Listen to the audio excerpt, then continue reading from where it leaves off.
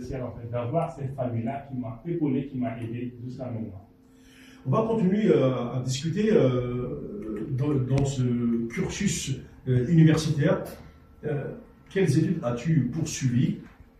J'ai fait des études en fait en sciences économiques. Ouais. Avant c'était la maîtrise. Oui. Il n'y avait pas master 1, master 2.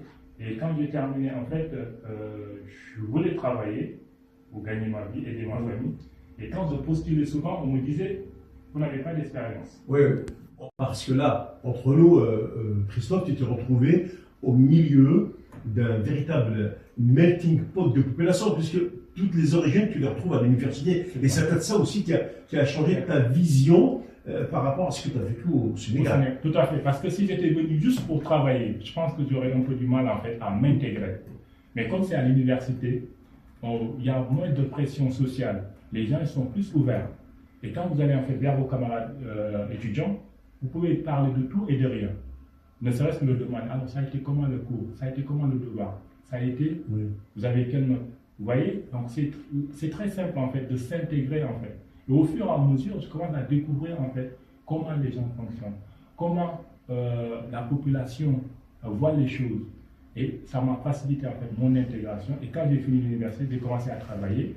C'était facile parce que je comprenais déjà. Ah oui, ce comment tu l'as eu. Hein. Voilà, je l'ai vu. Et du coup, ma timidité, en fait, j'ai dit, mais attends, je croyais que j'étais une personne timide, mais non.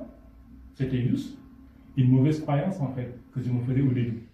Visa et l'inscription universitaire, il fallait franchir ce chemin qu'il y a entre le pays d'origine et la France et ta terre d'accueil. Oui, c'est là que l'intégration, en fait, va jouer en fait une grande partie. Parce que si on n'arrive pas à s'intégrer, on aura du mal, en fait, à rester le plus longtemps possible. On aura du mal, en fait, à développer ses potentiels. On a du mal, en fait, à travailler et aller loin dans les études. Dieu merci, je ne suis pas compliqué. Je suis une personne très simple, très modeste, très humble et je m'adapte facilement. Et d'où mon intégration était très facile. Au fil du temps, en fait, je commençais en fait à pas oublier le pays, mais à me détacher progressivement. Oui. J'étais très attaché en fait à mes parents, j'étais très attaché en fait à ma mère. Donc c'était une déchirure, mais au fur du temps, avec le temps, ça s'est colmaté petit à petit. Mais du coup, il n'y a pas eu de jalousie avec les frères et sœurs, puisque alors je vais le dire, vous êtes quand même de manière assez exceptionnelle, une famille qui n'est pas très grande par rapport à ce qui se fait en moyenne en Afrique. Oui, on était trois, j'avais deux sœurs, une qui nous a quittés il y a longtemps de cela.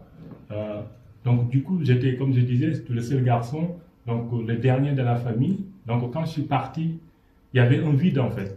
Il y avait un vide, mais ce vide, j'arrivais en fait à le combler parce que je savais pourquoi